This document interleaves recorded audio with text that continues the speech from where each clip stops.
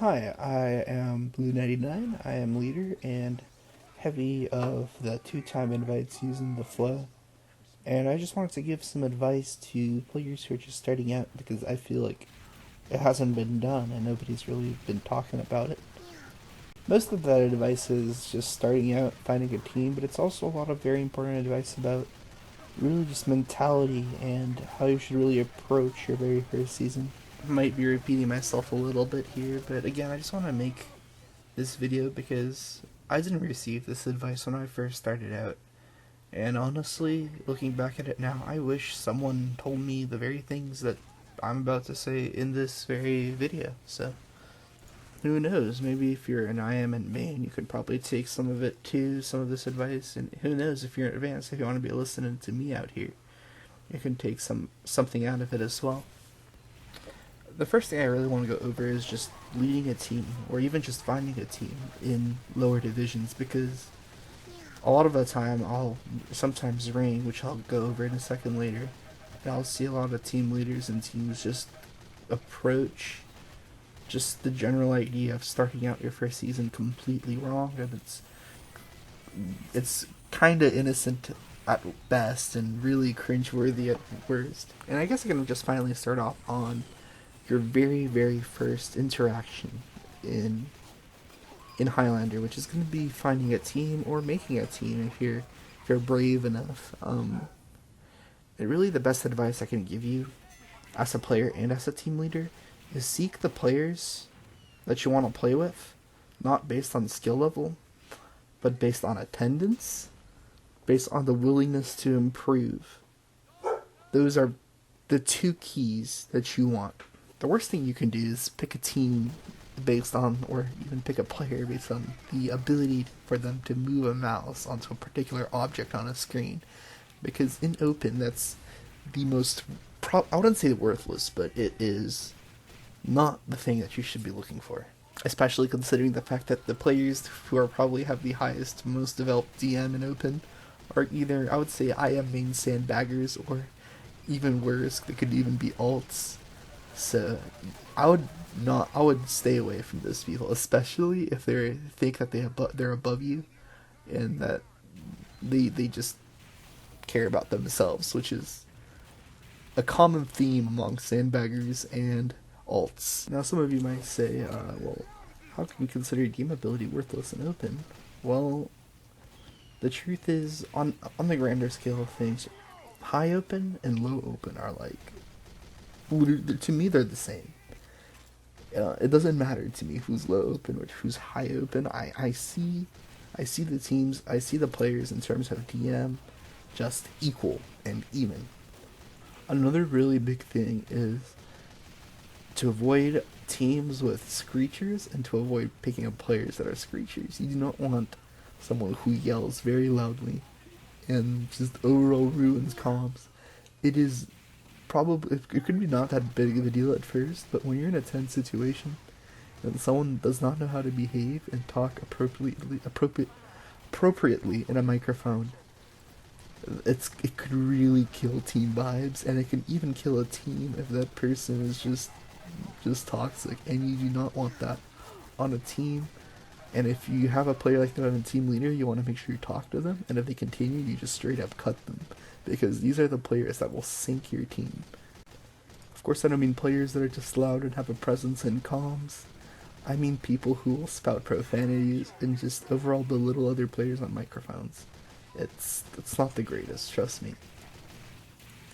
Overall, I guess the first point in this very first part of the video is, when you're building a team, when you're joining a team, you want to make sure that the number one goal isn't just to win games. The number one goal is to improve as a team and improve and just learn.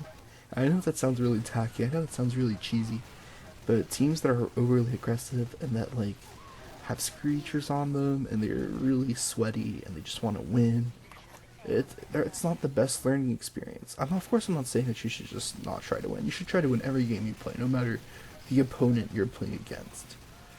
But keep in mind, your very first season, you're probably not going to win open. Sometimes you're going to be lucky to even win a game.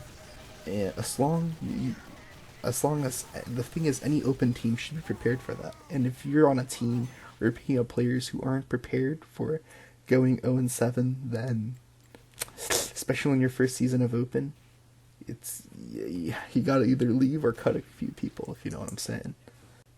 Now that section is done and over with, building or joining a team, I guess I can go over the mentality of your very first season.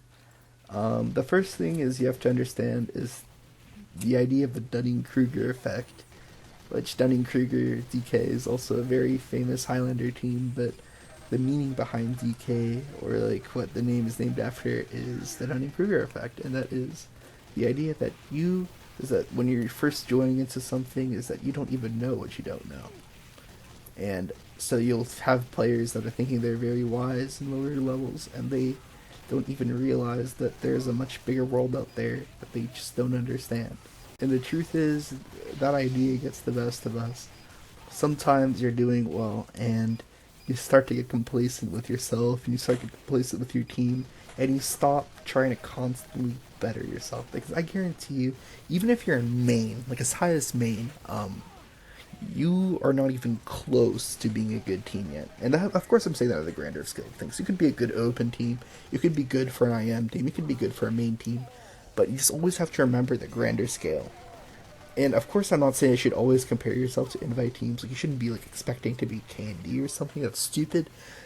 But basically the idea is understand that you always have something you need to learn. And by implementing that idea, you're going to become an amazing team for the division that you're currently in, because you're going to be constantly learning. And even if you're constantly winning games, you shouldn't stop doing map reviews, you shouldn't stop doing STV reviews if you're currently doing them, because I guarantee you, even in every open match that you win, there's a million things that you did wrong. And I guess if it's the opposite, if you're losing games, hopefully you picks up my advice and don't pick up the players who are just obnoxious and only care about winning. And if that's the case, by the end of the season you should be fixed up just fine and ready for your second season of Open or IM or wherever. And the reason I'm not going over like really losing in Open that much, because I feel if you picked up the correct players, if you are doing map reviews, if you're doing personal reviews with a mentor, then I don't think you're going to be losing many games in Open. Or you're not going to be having the same issues as some of the other teams in Open might have. Again, it's like I said before, Open is a clean slate for everybody. Everyone is at the same skill level. The only players that are going to win Open are players who should be in IM. And if you followed my advice, if you picked up the correct players, if you don't tilt, then you're going to be just fine. Trust me. It's not that scary. A big thing, I probably heard me say STV reviews, probably heard me say map reviews. The one who should give it to you is an experienced team mentor. And the criteria for a team mentor is someone who's at least 2 divs above you, but not 3 divs over you. If you're an Open, advanced main mentors are probably best. I'd avoid people who are on IM, as people in IM aren't very knowledgeable. But I would avoid also players who are probably too advanced for your team, even to mentor, because they tend to skip over things that newer teams, like if you're just starting out, wouldn't that need to understand. So I would say basically if you're just starting out, look for someone in main, ask them to, show you the ropes and just show you how every map works, because they can probably explain it to you at a very basic level. Make sure they explain it to you very clearly, and make sure that you actually like the person who you're asking to mentor your team. They can, at times, if you get a bad mentor, they could be very toxic, very unenjoyable to listen to, and what's going to happen because of that is that people on your team are just not going to show up to map reviews because it's just not fun to hang out with them. So I know it seems kind of lame, it's kind of a lame thing to say, but you want to make sure your mentor is a likable guy. That's just a personal tip from me. If your mentor is just not fun, from my experience, people are just not going to show up to map reviews, because you want the players to like the guy who's explaining you shit. Another very important thing is not just to get a team mentor if you're a team leader, and if you're a player on that team and you guys don't have a team mentor, make sure to really pressure your team leader into finding one. But a big thing is that if you're an individual player and even if you're a team leader, get yourself a separate mentor to mentor you individually. And that's a big thing. And honestly, if you're at that level, you can ask anyone. Uh, Mostly, I would say the highest level mentors, like, probably wouldn't accept you, but I'm down to usually mentor anyone. Um, but these players need to explain to you how the basics of your class, and what they're gonna do is they're actually gonna sit down with you one on one, and one guy is gonna, you guys are both gonna be playing the demo at the same time, or the STV, and you're just gonna watch it together, and he's gonna explain to you every little thing you do wrong. And a good mentor will spend even more time and maybe go on a map and show you different positioning tips you can do for whatever class you play. So having somebody like that who's on your side, it could even give you a little bit of just general drama advice. It's always great. But back to what I was saying with getting better, doing SCV reviews. I would say a small little tip is ring the highest level players you can. And the reason I say that is because players in upper divisions, even though it may seem cheap, you're not ringing them for their individual real DM skill. You're ringing them to learn off of them. And I was fortunate enough when I was in Steel to have players like Dave, to have players like Dope, who rang a lot and played a lot and helped us out a lot, and we became a pretty solid. We went from the worst team in Steel to like the very best. I wouldn't say very best. That's a huge misstatement. I would say a good Steel team. And that's the kind of players you really want to invite into your circle. Get mentors, get higher level players to ring for you because they can tell you directly what's wrong. They're wise, they're smart, and that's just the kind of presence you want in your scrims. I'm not saying, of course, like cut a player and bring higher level players. Again, that's stupid. I'm saying just if you're missing a player and you see a high level player who wants to ring something and it's just off class or funny in a class, even if he's just playing funny and he might say some funny words in chat, if he's being constructive, you want players around you like that.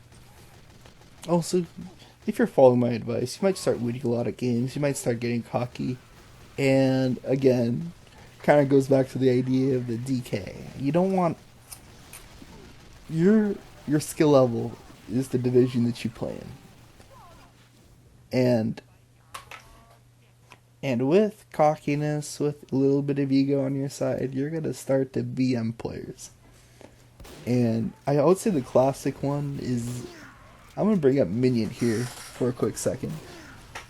I can't count how many open or AM teams that I walk onto that just fucking blast my man Minion, bro. Like, Minion is, even if he's not the most skilled player, he's been playing this game for a decent amount of time.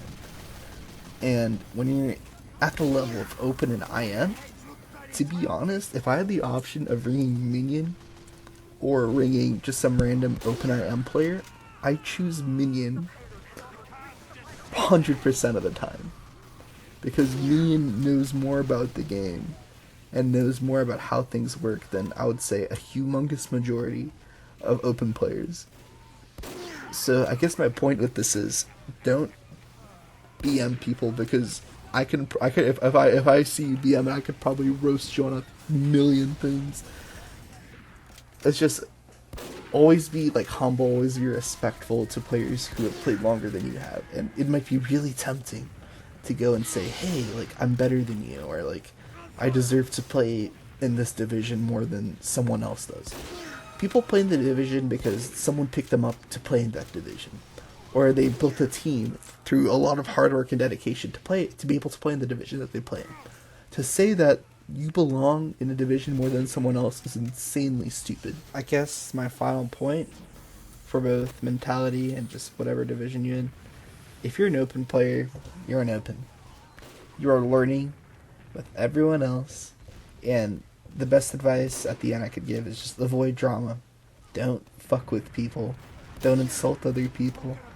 Just at the end of the day, it's the silent, improving types that always succeed at the end. It's not the loud, boisterous types. I mean, I was definitely a huge, loud, boisterous type. but at the end of the day, I stopped doing that. And when I stopped doing that, that's when I finally got to improve. When you just mind your own business and basically just focus on yourself, that's when you're gonna start improving as a player. Anyway, I ran out of footage.